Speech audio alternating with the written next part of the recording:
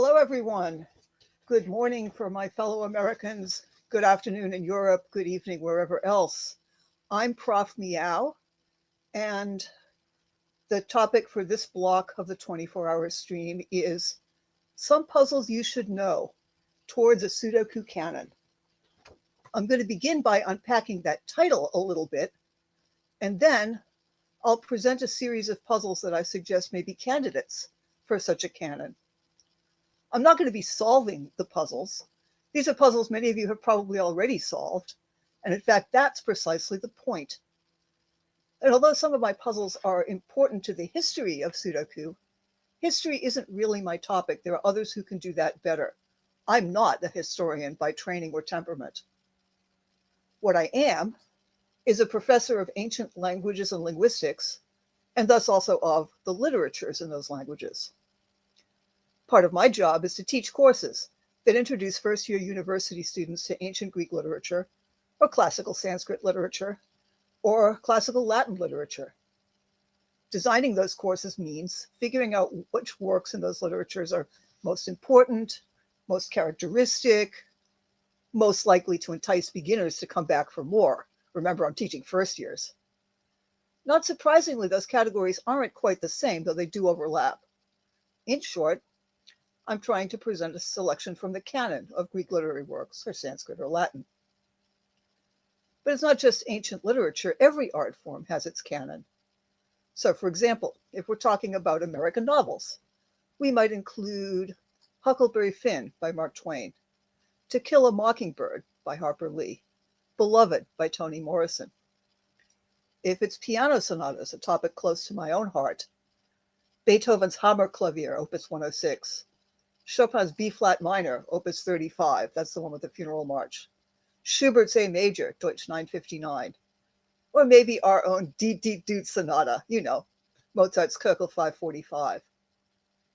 Or for European painting, perhaps the Mona Lisa, La Gioconda by Da Vinci, The Night Watch by Rembrandt, The Death of Marat by Jacques-Louis David.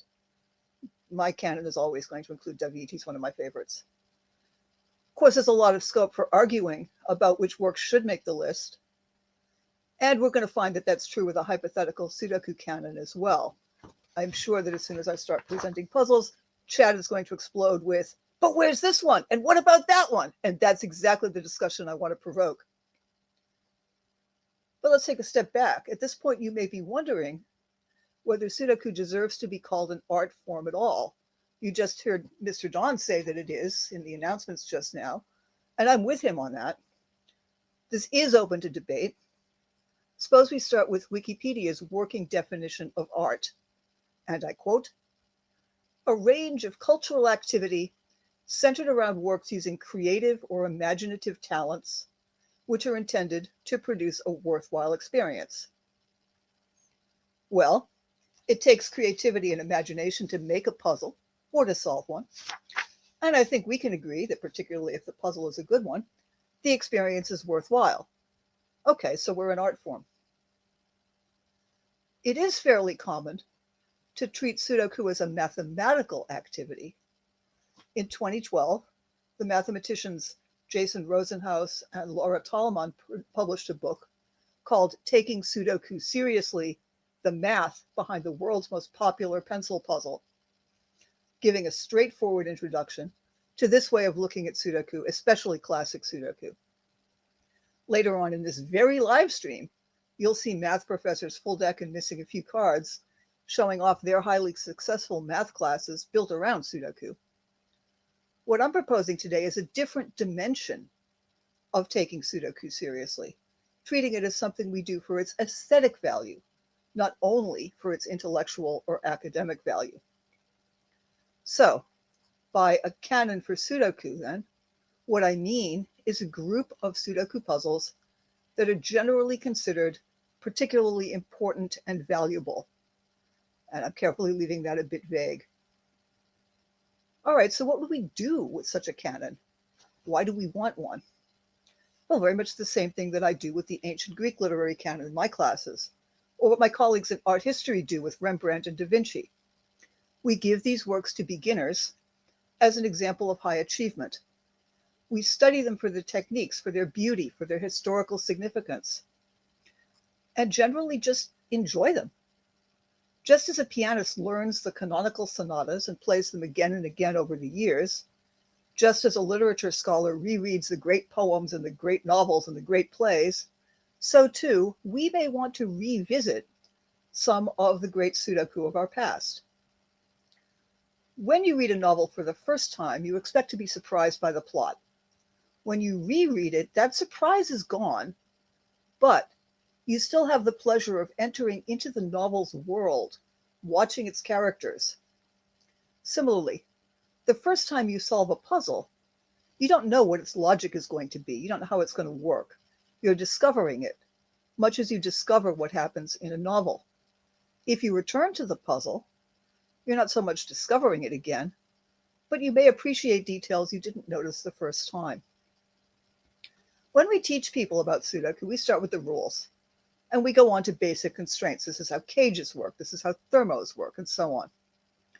We might also talk about techniques. For example, we might show that 8 different digits are ruled out of such and so cell because they occur in its row, its column, or its box. We say the cell sees those digits. Obviously, that word is well known to everybody here, but you had to learn it once. And then we say that if the cell sees all 8 digits, then it must contain the 9th one. And so we call the cell a naked single. Again, a term that you have to define. We have to explain all those terms, all those concepts. And often we do that by giving people puzzles to solve. Perhaps we're getting started, it doesn't so much matter what those puzzles are. My point today, though, is that part of teaching people about Sudoku, about this art form, is also showing off some of the best puzzles. I'd suggest that anyone who appreciates Sudoku should have the experience of solving certain puzzles. And those puzzles are basically what I'm calling a canon. All right, so what puzzles do I want to propose? Of course, this is a huge topic. I've just got one block here, which is only a little bit longer than one of my university class sessions.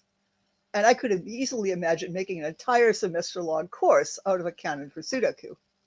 So I'll propose a small group and encourage you to find your own additions. This is a fairly eccentric, perhaps, selection, only restricted to puzzles I know something about. And of course, there are hundreds of thousands of puzzles that I haven't solved. So your favorites may not be here. And this is exactly the discussion I want to foment here. The puzzles here fall into a few groups. Some puzzles are of historical significance. Some are series of puzzles. Some are visually attractive puzzles. And of course, there are some whose beauty comes purely from their logic. And these groups overlap. For all the puzzles here, normal Sudoku rules apply and all constraints are standard. If it looks like an arrow, it's a normal arrow, and so on. I'll give you the rules. With the number of puzzles I've got here, it's not going to be feasible to put the rules on screen, so I'll just be telling you what's going on. So let's get started. May I have the first puzzle, please? This is The Miracle by Mitchell Lee. The rules are as follows. Normal Sudoku rules apply. No digit may be a knight's move or a king's move away from another instance of the same digit. And orthogonally adjacent cells cannot contain consecutive digits. It was published in spring 2020. It was featured on Cracking the Cryptic on 10th May of that year. This puzzle is important for at least 2 reasons. First of all, shows off just what a powerful rule set can do. Ever since it came out, a Sudoku with very few givens is apt to be called a miracle. Within a couple of weeks, we find puzzles called Clone Miracle, Thermo Miracle, Caged Miracle, a whole bunch of other similar ones on Logic Masters Deutschland. But the real significance of this puzzle is its reception, and everybody's already noted that in the chat. Think back to May 2020. Or don't. Maybe that's not a time you want to remember really well. The COVID pandemic was in full flight. Many of us were staying home. Many of us were being told to stay home. And so we had extra free time to be watching random videos on the internet. not all of which included cats. When the video solve of this puzzle turned up in our recommended list, or when someone sent us a link, we checked it out. It's less than half an hour long, after all. It's not a big deal. I remember receiving this from my sister with the characteristically terse comment, "This is hysterical." So, okay, I checked it out. Now, I'd been doing Sudoku, both classical and variant, for a very long time. I'd even published a journal article about using Sudoku in my language classes, and that was back in 2007. But as far as I knew at the time, Sudoku puzzles were generated by computers and solved in solitude. The miracle video was my introduction to handmade puzzles, a good thing in itself, and even more important, to Sudoku as community. Everybody else has a similar story to tell. There are thousands of people who could tell the same story. Over the next couple of months, I followed pointers from the videos, from their comments, from the CTC fan Discord, and discovered the many overlapping Sudoku communities: competitive solving, community of setters, cracking the cryptic fans, fans of other YouTubers, fans of other streamers, and so on. I discovered new favorite variants. I discovered setters to follow, and generally, I made myself a place within some of these communities, as we've all done. In fact, now, SudokuCon itself is one of those many overlapping communities, formed just 2 years ago. The core working group is about 24 of us, but we have almost 300 members on our Discord server. We've picked up some more in the past just 2 days, and some 400 subscribers to our newsletter. The Miracle Sudoku is a good puzzle, and a moderately influential one in the sense of spawning other miracle-type puzzles. But I think what's most important here is that it's a milestone in the history of Sudoku as an activity. It's a puzzle we all remember, and I can see from chat how many of us are saying, yes, this is what got me into this community. So that's why I'm leading off with this puzzle of all puzzles. The next few puzzles that I want to show are firsts of various sorts. Of course, there are many other puzzles that can fit into this category. The first puzzle to use sandwich clues, the first with little killer clues, so on. And part of the discussion about canonical puzzles might be which rule sets are most important or most influential. And I'm giving you a sort of partial answer. But I think we need to start with classics. Now, have the next puzzle, please. This is the first Sudoku ever published. It appeared in the Dell Puzzle magazine in 1979, and it was created by Howard Garnes. Let me note that the puzzle is under copyright by Penny Dell Publications. They license their puzzles for educational use, and SudokuCon is certainly that. And I put this into SudokuPad myself so that I could present it here. All right, by today's standards, this is a pretty easy puzzle. But today's standards are not the right ones to apply. Imagine if this was the first Sudoku you'd ever seen. In fact, the first Sudoku that anybody had ever seen. It wasn't even called Sudoku yet. The original name was Number Place. There's a story there, but again, I'm not a historian. I will let other people tell that story. When this puzzle came out, no one knew what a naked single was. Never mind anything really complicated like, I don't know, an X-wing. Never mind anything really, really complicated. There just wasn't even any language for talking about Sudoku yet. When I put this puzzle into SudokuPad, I could just write normal Sudoku rules apply in the rule space. That wouldn't have made any sense in 1979.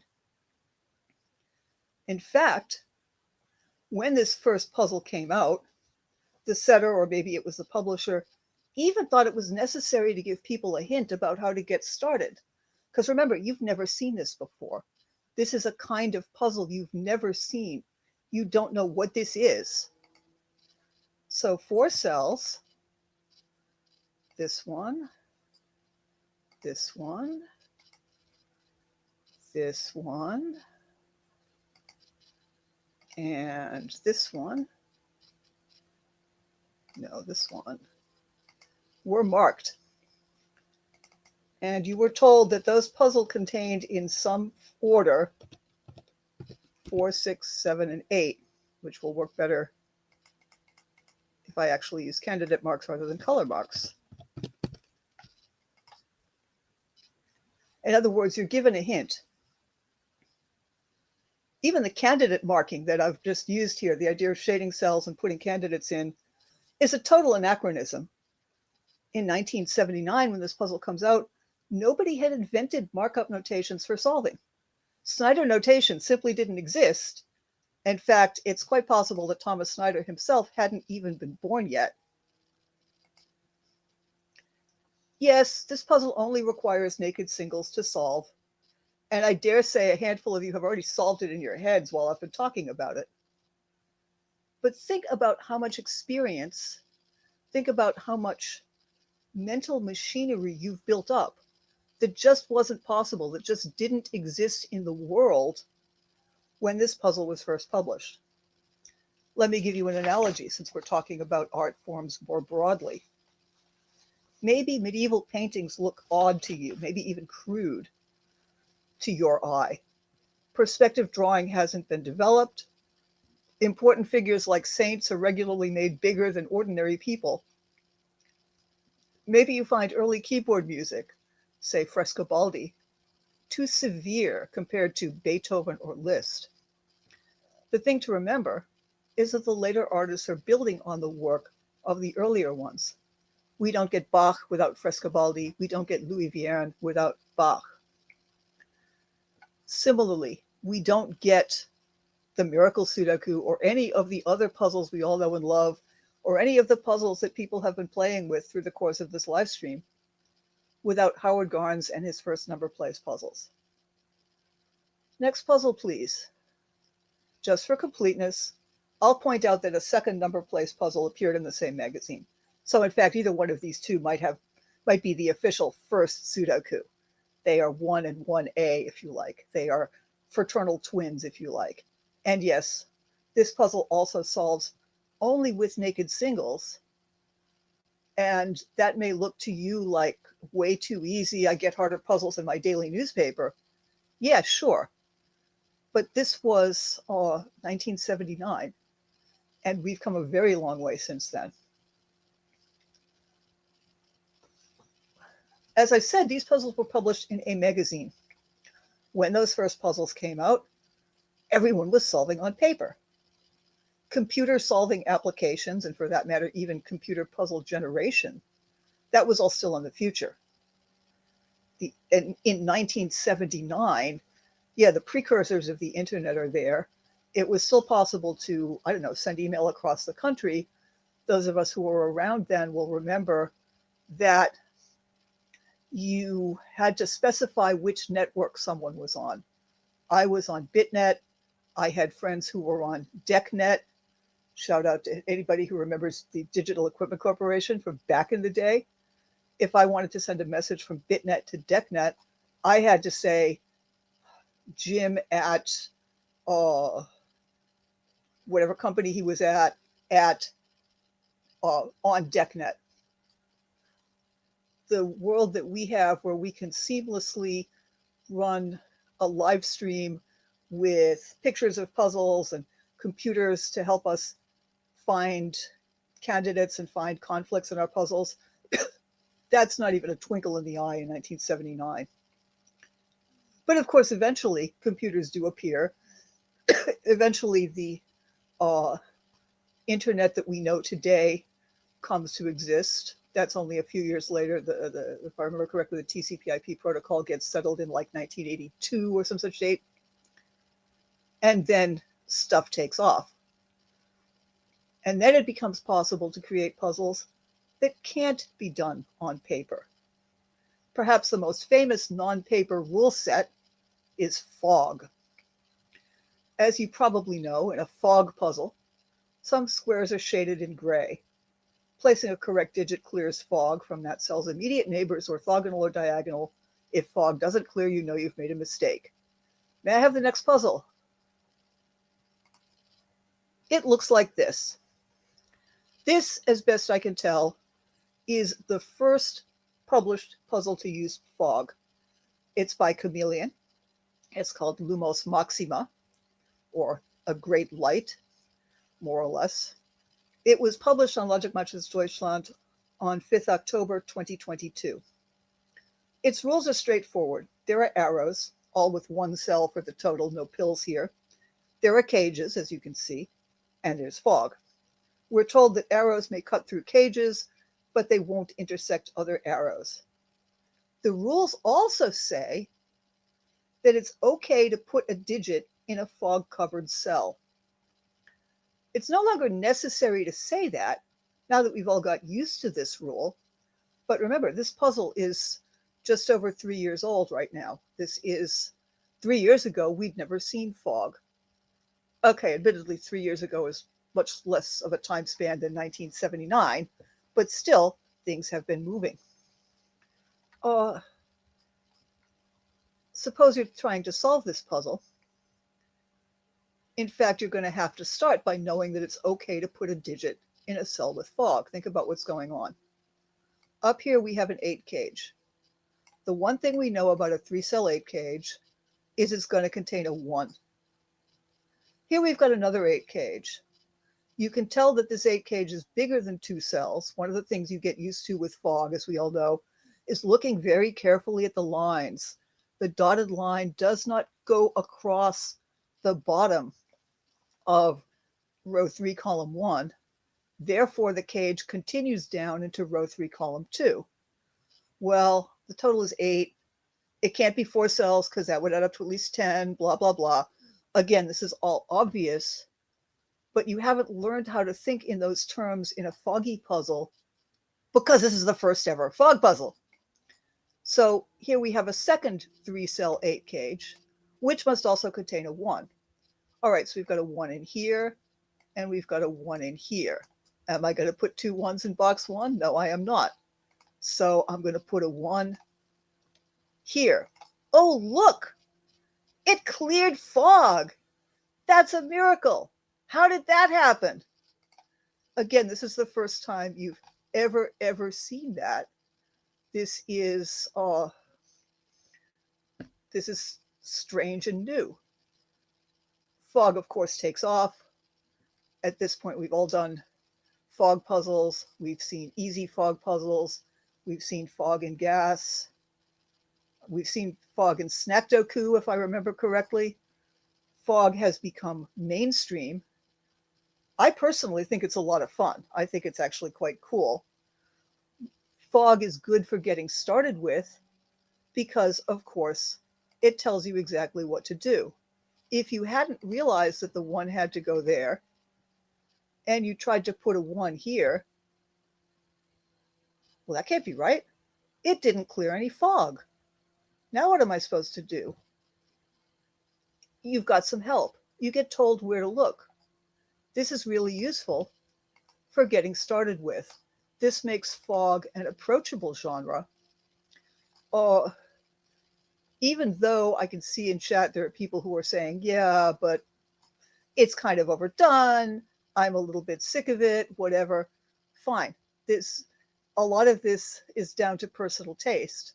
I'm quite happy to chill out with a nice fog puzzle. Of course, I like a good fog puzzle, but fortunately, there are tons and tons and tons of those.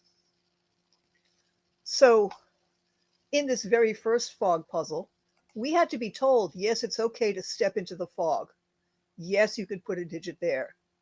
And then we get this little frisson of excitement. Oh, look, we cleared some fog. Oh, wait, here's another arrow. How big is this arrow anyway? Let's see. Does it go maybe like that? I don't think so. I think that's probably arithmetically impossible. So, oh, look, I've now got 2 new arrows. One that goes up here someplace, and one that does something down here someplace. And goodness only knows what that's doing. I remember what it's doing. I solved this puzzle again recently.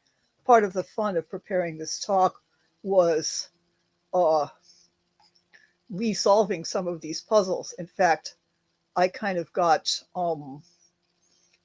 quite rabbit-holed in the course of preparing this, as I said, oh, well, oh yeah, I remember that puzzle. Let me spend a few minutes solving that puzzle. Let me spend a few minutes solving that puzzle. And it takes, you could spend hours out of your life going back and revisiting your favorite puzzles. I think part of the point of the talk is, yeah, you should spend hours of your life going back and revisiting some of your favorite puzzles. Okay.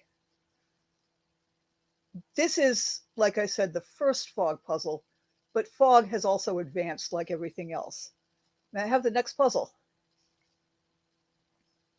Nowadays, fog puzzles often use dynamic fog instead of original fog or classic fog or regular fog. Dynamic fog was, in fact, at one point called remote fog. I believe that's the phrase that occurs in the rules of this puzzle. The rules of the puzzle begin, fog works differently in this puzzle. This puzzle is called Fog of Where by James Sinclair. In dynamic fog or remote fog, a correct digit probably clears fog, but you can't predict where or how many cells or anything else about it.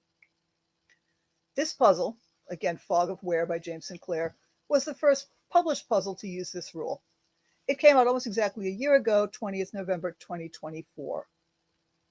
According to James, and I know James because he's one of us on the SudokuCon team, people had been talking about something like this for a while, but there was sort of a bottleneck. Well, I don't know. I don't want to implement that because I don't know if anybody can make good puzzles out of it. Well, I don't want to try to make puzzles out of that because there isn't any software to support it. Finally, James and Sven Neumann put their heads together. You all know Sven, the creator of Sudoku Pad. James and Sven put their heads together to figure out how it might work and how to get the mechanics into Sudoku Pad. As the Logic Master's description for this puzzle says, this is the tip of the iceberg. Fog works differently here. Underneath all that fog, you'll find cages. Some of those are already visible. And arrows, and X dominoes, and black and white crop key, and shaded squares for even digits. It's a surprise to fill in the first digit and find the fog clearing way the heck someplace else. Let's take a moment and figure out how you could fill in the first digit. Notice that James did not have to tell us, yes, you may fill in a digit that is covered with fog. In the 2 years between Lumos Maxima and Fog of Where, that had become commonplace. Everybody understands that it's okay to put a digit in a befogged cell. So what do we know? Well, I can't fill in any of those cages. There's 4 cages and they've each got 2 possibilities. So I don't know what I'm going to do with that. Maybe I have to look at a cell that's not in a cage. That's probably got to be somewhere in box 9 because everything's kind of pointing at box 9. Pointing at. I've got sort of a force field running from over there and a force field running from up here. What if I look a little closely at this cell? What do I know about this cell? Well, let's see. It sees both of the 15 cages, so it's not 6, 7, 8, 9. It sees both of the 6 cages, so it's not 1, 5, 2, 4. Aha! I know what this might be. Let's fill it in. Now, in a normal fog puzzle, when I fill in this digit, I'd expect to clear these cells here. Watch what happens. And again, this is the first time dynamic fog ever exists. Bang. Whoa! That's nowhere near my digit. All of a sudden, I've got this stray random arrow way the meow up in box 3. What just happened? This is how remote fog works. I actually like remote fog better as a name than dynamic fog, but I don't know. The language has passed me by. Now we can figure out, okay, so here's a 3-cell arrow and here's a 6 cage, and we know that I've got 5 digits accounted for in this cage. They all have to be relatively small, so I could probably guess what the next digit is going to be. I could probably fill that in. It hasn't cleared any fog. Oh my word, what happens now? Well, maybe it does, maybe it doesn't, and you can go on from there. Again, everybody's seen this puzzle. The puzzle was, I believe, featured on Cracking the Cryptic. The puzzle is well known. But there's still something sort of magical the first time you place that 3 and find this arrow that comes out of absolutely nowhere. I will mention also, while we're talking about things that computer solvers facilitate, the notion of Sudoku puzzles, in which each player has partial information and they have to collaborate to solve the puzzle. You could absolutely do that on paper, right? You could produce a paper grid that has half the clues and a paper grid that has the other half of the clues and let people work it out together. But those are much more fun if you can do them online. But that's a little bit off topic, so I won't talk about that anymore. The next group of puzzles I want to go on to is puzzle series. There are a whole bunch of puzzle series. I want to mention a few significant ones and then show you examples from a couple of them. Way back in the day, the very first Sudoku to be published on Logic Masters Germany was an irregular Sudoku by Richard Stalk. He's been a prolific author on that site, and he introduced his Sudoku variant series on the 3rd of December 2013 with 2 puzzles, one of which, numbered 0 in the series, was a classic. The next one, numbered 1, was one in which some cells are marked to contain odd digits. Those cells were marked with gray squares, not the gray circles that have since become customary. And that series has continued ever since. Number 448 of that puzzle series was published this week.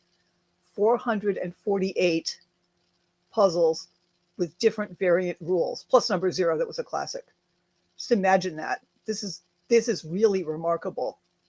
And they're solid puzzles, and they're quite approachable. They tend not to be, or at least the ones that I've done have tended not to be crushingly difficult, but they're interesting. And you can see the many, many, many possibilities that have all grown out of those first number place puzzles from way back in 1979. Another important series is GAS. May I have the next puzzle, please? GAS stands for Genuinely Approachable Sudoku. As we heard in the SudokuCon stream back in September, Clover created the GAS series on the Cracking the Cryptic fan Discord in June of 2021. And that series is also still going. It has its own web presence. It's also now hosted by Grandmaster Puzzles.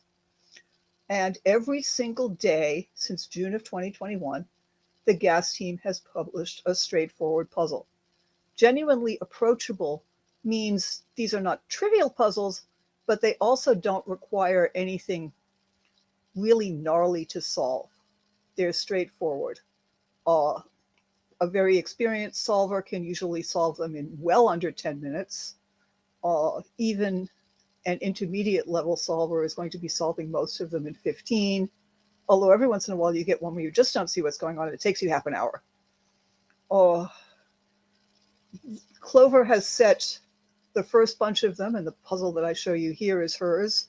It's called, in typical Clover fashion, Thermo, because it's a puzzle with thermometers.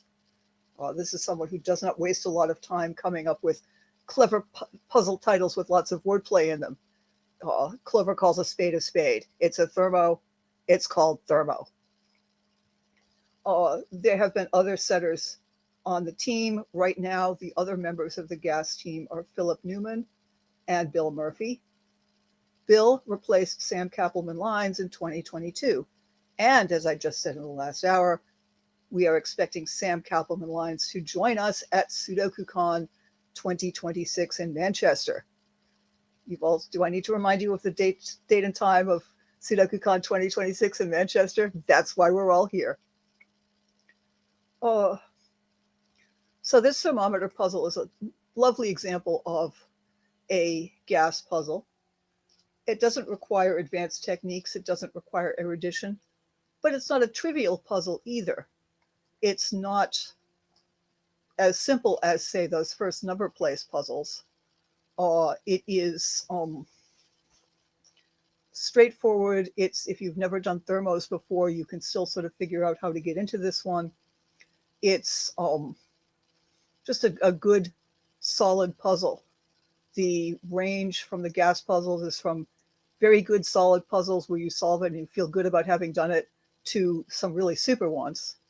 It would be hard to pick one's favorites, but go back to our YouTube channel and look at the stream from September in which Clover and Philip discuss how to make a good gas puzzle. They'll tell you about some of their favorites. They'll tell you about some of their process. Actually really rather fun. Now I'm focusing on 9x9 puzzles today, basically to partition the problem. If I started talking about every possible thing from 4x4s to, I don't know, Katerdoku pillars, a term which I believe was invented by Clover, then I said at the beginning that you might be able to spend a whole semester talking about a Sudoku canon. If I start bringing in things other than 9x9 puzzles, we're looking at sort of a whole undergraduate minor program here, which might be fun to teach, but that's not quite where we are in a 1-hour session. But I do want to acknowledge the Sudoku Skunk Works and their continuing Snack Doku series. Their 3rd anniversary is next week. Snack Dokus are little bitty puzzles, mostly 4x4, although there are some 5x5, which are strictly not Sudoku. They may be irregular Sudoku, or they may be Latin squares. The series is not quite as old as Gas. The first Snack Doku group, they call them Seasons, started again in the Cracking the Cryptic fan Discord on 14th November 2022, so almost exactly 3 years ago, with a pretty little Japanese sums puzzle by Panthera. And the 10th season is going on right now over there. Snack Doku can be a lot of fun. An experienced solver will solve many Snack Dokus in about a minute. Even an intermediate level non-speed type solver will usually solve them in under 5. And you get things like 4x4 German whispers, in which, well, you can't say that the digits have to differ by 5 because there's only 4 available digits, so that's not going to work. So you have them differ by 2, or you can have thermos, you can have Renbans, you can have all your regular constraints just in a teeny tiny little package. Miniaturizing them changes some of the technique, changes some of the solving experience. It basically gives you a little snack, as opposed to the great banquet of some of the more difficult and more complicated puzzles. There are other puzzle series as well. One that I'm particularly fond of, and again, I said right at the beginning that this is going to be a somewhat personal, maybe even eccentric selection towards a canon, but one thing that I quite like is a puzzle story, a Sudoku novella. I'd love to know who first had the idea of embedding puzzles into a story. They don't have to be Sudoku either. One example from the 19th century is Through the Looking Glass. Lewis Carroll creates Through the Looking Glass as a chess game in which the pieces have a certain amount of hostility and attitude or eccentricity. One of the white knights is basically Don Quixote transplanted to Victorian England. Alice herself is a pawn who discovers that she can run right through the 3rd rank on a train to make her first move. And I know of at least one more recent novel that's also built around chess games. But there have also been a lot of Sudoku story sets. One example I want to call to mind is the Jewels of Osiris set by Demono. It's actually, honestly, a coincidence that so many of the setters and so many of the puzzle groups that I've been pulling in here are SudokuCon sponsors. I did not plan it that way, But for example, Demono's Puzzle Hunts or Gas hosted on Grandmaster Puzzles are among our solvers. This was not intended to be a session of hyping the SudokuCon solvers or the SudokuCon sponsors, but it's a tribute to the way these people are doing great things with their puzzles and also want to contribute to the community, that so many of the canonical puzzle sets and individual puzzles end up being by sponsors of SudokuCon. Total coincidence. I did not design it that way. Maybe I should have, but I didn't. So the Jewels of Osiris would be, for many of us, the first time we saw an extended series of puzzles by Demono. You had to solve some puzzles, some Sudoku, and some other types of puzzles in order to get the next chapter of the story, and then some more puzzles to get the next chapter after that. There have been many sets of puzzles organized that way. I mentioned Jewels of Osiris because some of those puzzles are memorable. Some of those puzzles were brutally difficult. Others were merely extremely difficult. I actually will admit that I had to go to the solution videos to get some of that hunt finished. But again, the idea of having a story with puzzles plugged into it, I find quite appealing. May I have the next puzzle, please? Here's another one. You probably recognize this.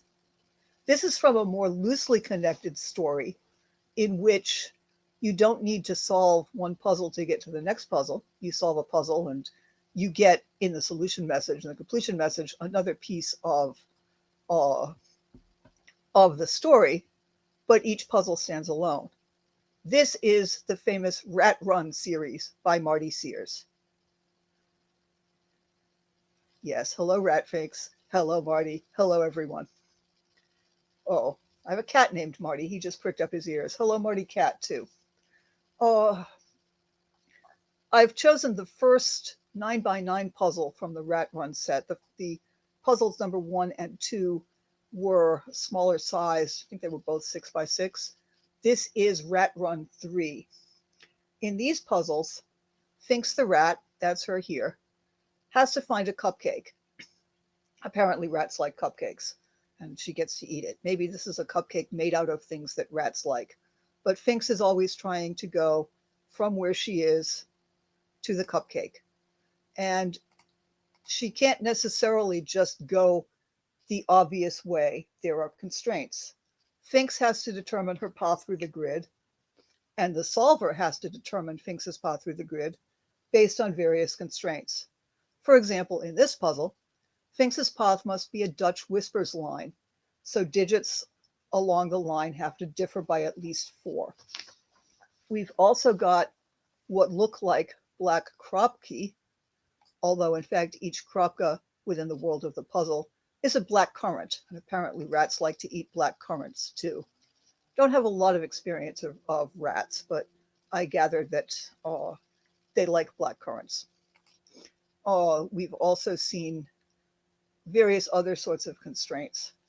This puzzle series exploits all the latest developments in puzzle presentation, like the brightly colored walls of the grid. Again, something that just wouldn't have been possible in 1979. Yes, it was possible to print magazines in color in 1979, but it would not have occurred to anybody to print a puzzle magazine in color because puzzles are just black and white. Crosswords have white squares and black squares, and Sudoku has white squares that you put black numbers into. What do we need with colors? Once you can start doing colors, we can paint this whole grid orange to remind the solver that, yes, these are Dutch whispers. Why are Dutch whispers orange?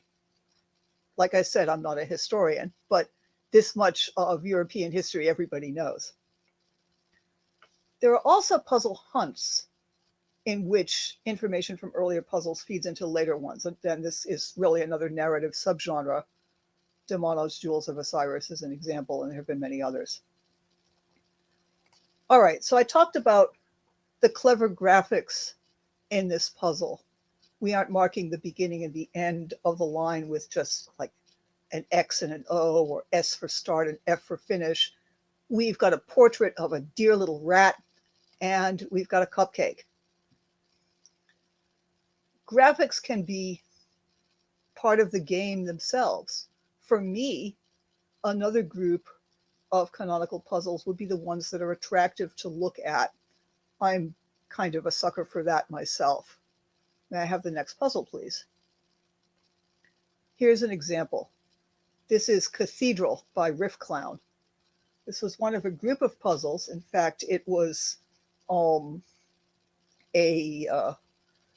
Cracking the Cryptic Patreon premium, a whole handful of puzzles, about a dozen, all by Riff Clown, all making abstract designs in the grid with line constraints: green German whispers, purple Renban, blue region sum lines. Notice once again advanced graphics, something that was not possible in the very early days of Sudoku Pad. These lines are not only different colors, they're also different weights. The thick lines here are the Renbans, and they're purple. The medium weight lines are the German whispers, and they're green. And the light lines are the region sum lines, and they're blue. You do this so that if someone is colorblind, or if someone is having to print the puzzles on a black and white printer, it's still possible to tell the lines apart. Yes, I do print my puzzles and I solve them on paper. And it was only relatively recently that I finally decided I should invest in a color printer rather than a set of colored pencils. But if you print this puzzle black and white, the lines are still distinguishable. That's friendly for solvers who might be colorblind. It's also just adds generally to the look of the thing. It's very consistently done. So here's this whole series of puzzles making these lovely abstract designs. They're also good puzzles. It's not just a pretty picture and then trivial Sudoku that doesn't matter. It's a pretty picture and also a good puzzle. And for me, that's kind of a sweet spot. Not everyone cares so much about what the puzzle looks like. I mean, nobody wants ugly puzzles, but not everyone is interested in making a piece of visual art that's also a good puzzle. Many setters seem to prefer to make a really good puzzle and, oh yeah, that looks okay. Those are fine too, but there's something special about a puzzle that really looks pretty. The pictures don't always have to be abstract. May I have the next puzzle, please?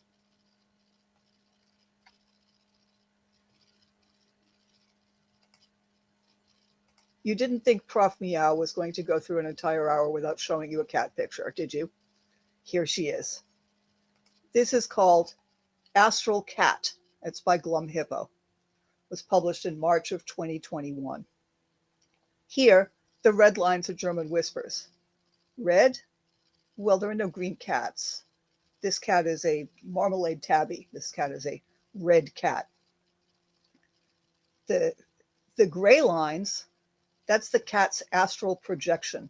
Those are palindromes, so they read the same way starting from either end. So we have A, B, C, D, E here, A, B, C, D, E here. I have always been in the habit of marking my palindromes with letters because, like I said, I solve on paper. It would just not occur to me to pull out the colored pencils and color these red, orange, yellow, green, and so forth. The great advantage of letters is that I've got 26 of them in the Latin alphabet, another 24 in the Greek alphabet, and then I can come through with the Sanskrit alphabet. We got plenty of letters. I've got more letters than I'm going to need. The other clues here are quad circles. I think this is the first time I've shown quad circles this morning. That's familiar, but for anybody who doesn't remember, that means that, say the circle says 5, 9, that means there must be a 5 and a 9 somewhere in these cells. Possibly more than one, though not necessarily right here, but in, say, this quad where I've got 4, 6, and 7, there could be 2 4s. There could be a 4, a 6, a 7, and a 9, whatever. All you know is that each of the marked digits will occur at least once in the space surrounding the cell. So this is actually a straightforward puzzle to solve, but it's sort of cute and it makes a picture that shows something. Now, once we start talking about puzzles that make pictures, you could go on with this all day. And I think the other puzzle that people would expect me to pull out, those of you who know me in person, you know I have fairly long hair. There was a Rapunzel puzzle about a year ago. I decided not to pull that one out. It's a fun puzzle. I liked that, but I did the cat cliche. I didn't do the long hair cliche. Sue me. Okay, so we've looked at puzzle series. We've looked at puzzles that are the first of their type, and puzzles that are the first, the very beginning of Sudoku in general. We've looked at puzzles that go together. We've looked at puzzles that make pretty pictures. The fundamental thing, though, what really makes a good puzzle at the end of the day should be its logic. Pretty pictures, engaging stories, ideas that other setters can later develop. Yeah, that's all wonderful. But what keeps us coming back to this is the logically elegant puzzles, where the solve path itself is the main pleasure. I want to finish up with two puzzles where that's sort of the main event. And again, these are well-known puzzles. Again, there are possibly dozens of puzzles I could have used here, but I've chosen two of them. May I have the next puzzle? This is called Hanabi, which, as I understand it, means fireworks in Japanese. It's a puzzle by Shai. It is a classic. Normal Sudoku rules apply, period. End of story. Look at this. Look at all these givens. How hard can this possibly be? You've got approximately a zillion givens, and there's any number of digits that you can fill in even without thinking about it. Look, here's a 2, here's a 2. Or am I going to put 2 in box 3? Poof, there. This is easy.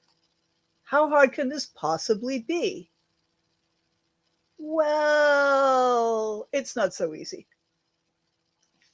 This was one of the first puzzles to exploit what's now become a relatively standard solving technique, the EXO set. For those who don't know the word, it's spelled E-X-O-C-E-T. That's C-E-T. It's not S-E-T. This doesn't have to do with set equivalence theory, which is another technique to be exploited. An EXO set is basically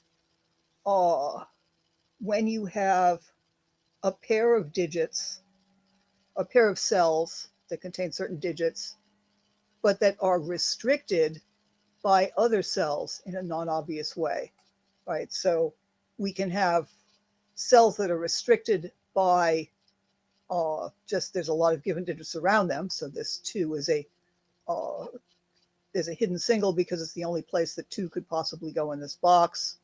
And that immediately tells us that there are only 2 possibilities for the other 2 cells in the box. They have to be 8 and 9. That doesn't take a lot of complications.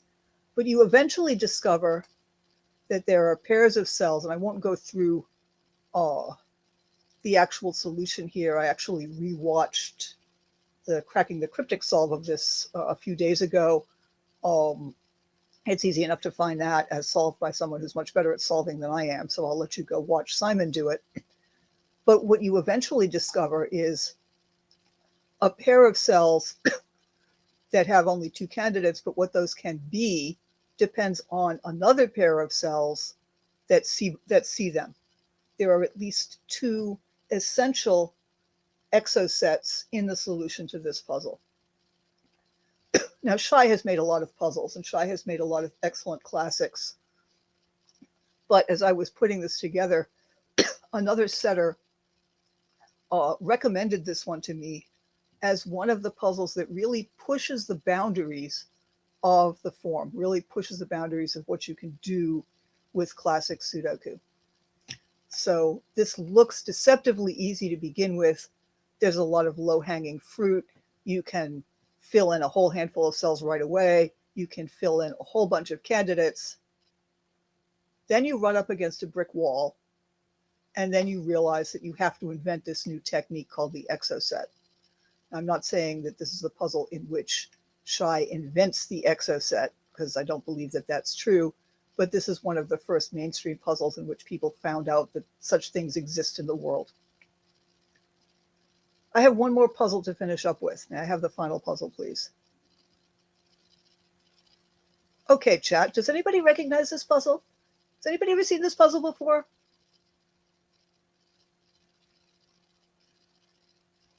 It is what you think it is. Yes, this is Tatooine Sunset by Philip Newman. Notice you can see the twin suns of Tatooine right here in the puzzle. They are setting over the rolling hills. I don't remember a lot about what Tatooine looks like beyond that it's got desert. One of my nephews is a big Star Wars fan, and he actually had a Star Wars themed wedding, and he put all of his father's siblings, he put every table at the reception was labeled with a planet, and his father's siblings were at a table called Tatooine. So I have actually visited Tatooine in the context of that wedding. A wedding in which another of my siblings actually showed up in a full stormtrooper outfit, the whole bit, the helmet and everything. He's an actor. When my nephew, the one getting married, asked his father, do you think Uncle Richard would be willing to dress up in a stormtrooper outfit? I mean, I wouldn't feel right asking him. The answer was, oh, no. He's going to love that. He's totally into it. Very strange. There it is. Anyway, that's my association with Tatooine. But so also is this puzzle. This is a well-known puzzle. Philip put this up during his presentation at SudokuCon 2025, and you can find that on our YouTube channel. Philip was talking about how to determine what makes a puzzle hard, how to quantify difficulty of puzzles, what's hardness, what makes a puzzle difficult. And he put this up, and there were both grins and groans of recognition all over the room. This is a hard puzzle. It's just a classic. It's not difficult because it introduces some constraint that you've never heard of. It's just what you think it is. But the theme of this puzzle is the swordfish. Now, you all remember the swordfish is the generalized X-wing, where instead of having 2 digits in 2 columns that restrict the 2 rows that they belong to, you've got 3s. So you've got 3 digits in 3 columns that then restrict the rows that those digits occur in. And to solve this puzzle, you need a whole school of swordfish. This is one of those puzzles that I didn't attempt for myself before I had seen it solved. Some of you will remember that this was solved more than once on Cracking the Cryptic, and that the first solve was, let's just say, not aesthetically satisfying. A day or 2 later, Simon took it up. He had already solved it by then, so he didn't live solve it on camera, but he walked through it. And he showed the first swordfish. And then he showed the second swordfish. And then he showed the third swordfish. And by the time that he got to the 6th swordfish, which is a swordfish on 1, a digit which, as you will observe, does not even occur in the grid, my mind was blown. This is a marvelous example of a setter exploiting a technique and putting you in a position where if you don't know that technique, or if you can't sort of grope your way to finding that technique, you're going to be stuck flailing, guessing, well, okay, if I put, say, a 7 here, what's going to happen? If I put 7 here, then 7 goes over here, and then 7 goes here, and 7 goes here, and 7 goes here. Oh, no, that's going to break. Okay, so this isn't 7. Well, what happens if it's 6? If I put 6 here, then I get a 6 over here. You could solve this puzzle that way. I would kind of suggest that that would not make you happy. And I would kind of suggest that that would not make Philip happy. Philip, if you're in the chat, my apologies for even proposing that. No, this is the school of swordfish. There are other puzzles of this type that introduce wild constraints.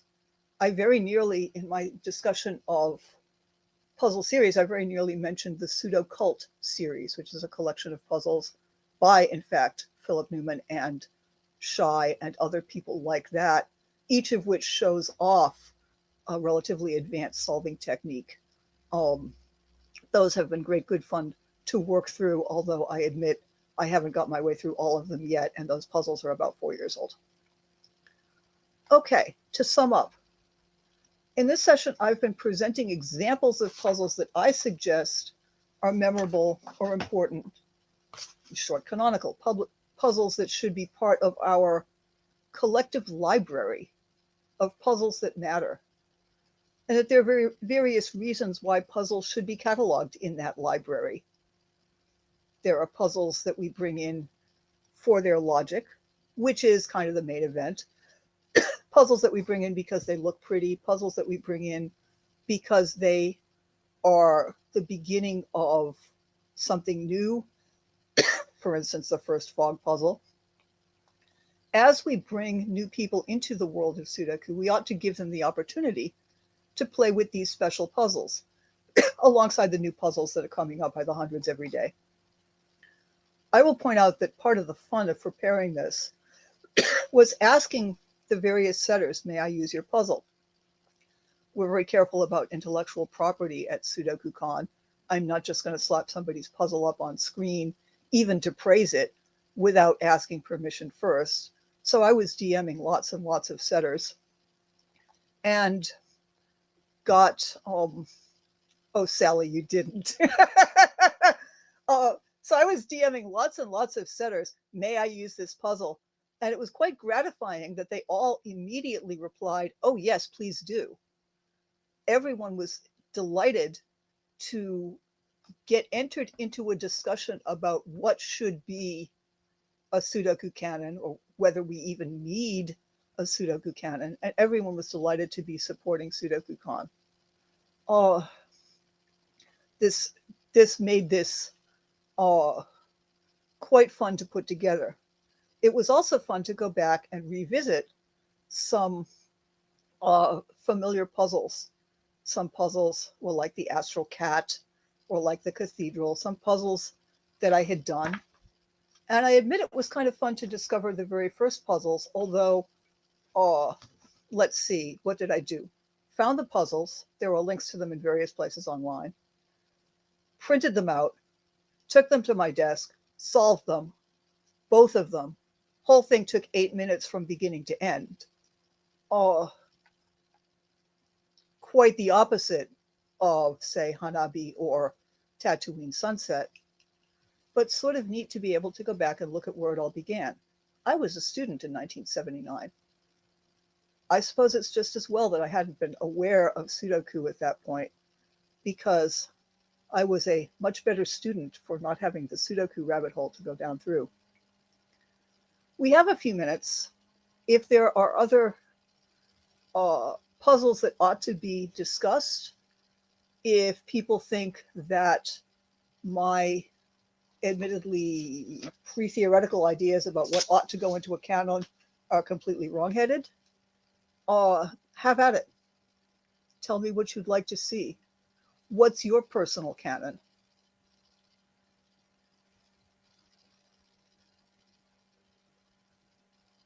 Tall Cat mentions Codex Renband Dance.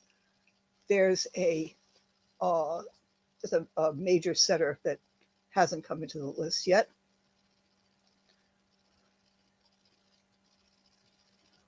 Anybody have any ideas for things that would not have been possible back in the early days, things that would not have been possible without computer solving tools, or for that matter, Are there things that are not possible without computer assistance for a setter?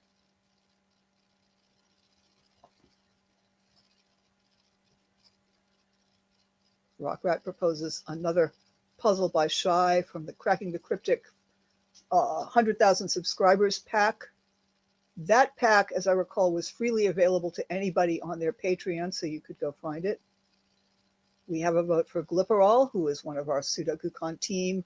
You saw him on stream here last night. If you were awake then, I wasn't. Squishdoku. Oh, yes. There's another whole complicated rule set. We might also throw in fractional Sudoku, although there haven't been a lot of puzzles made with fractional Sudoku yet. Some of you will remember discussing that at Con last year.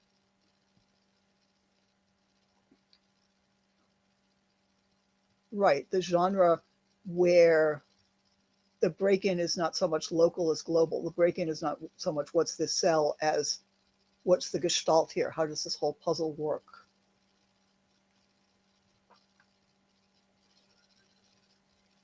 Chaos constructions. Yeah, I didn't talk about chaos constructions. Those are hard, right? I find them difficult. I have done some. I have found some that were elegant.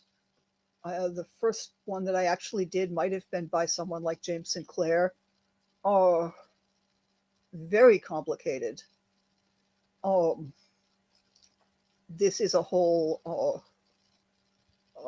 This is a whole new way of looking at puzzles that is almost impossible to do by hand.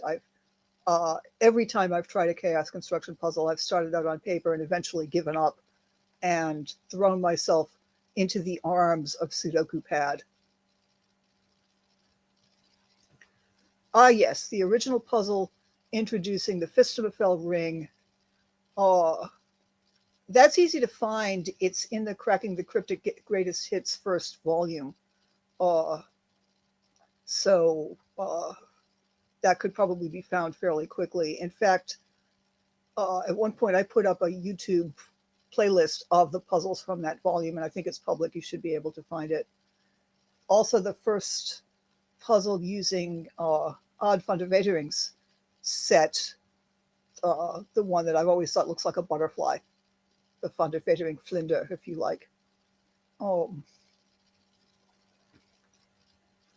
yes, and the potato head theorem, the one that recently appeared in a number file video in the burgeoning series of number file XCTC videos.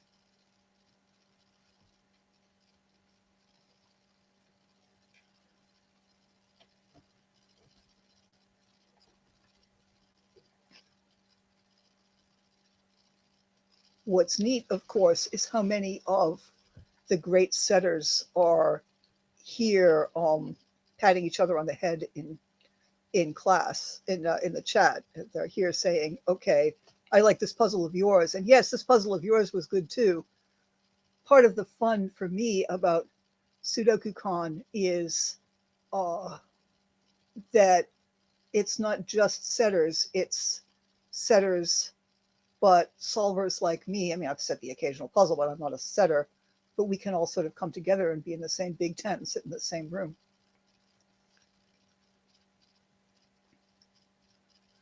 Yes, thank you, Ratfinks. Juggler and aesthetics. People may remember Juggler did a big puzzle hunt that was debuted at SudokuCon 2025. There were something like 16 puzzles. You had to use pieces of early puzzles to get to later puzzles. Oh, and you had to figure out what the rules were. I remember over dinner the first night helping somebody figure out what those frogs were supposed to be doing. Oh, Tall Cat, pencil puzzle hybrids. You will notice that there were no pencil puzzle hybrids in this talk. That's because that's sort of not my thing. There are people who are really good at pencil puzzle hybrids. When the instructions begin with draw a path through the grid, or shade some cells such that I tend to go somewhere else. So I'm missing out on some of this. Also, to fall back on the obvious excuse, if one starts getting into those, then again, you can go for hours and hours and hours talking about the best puzzles.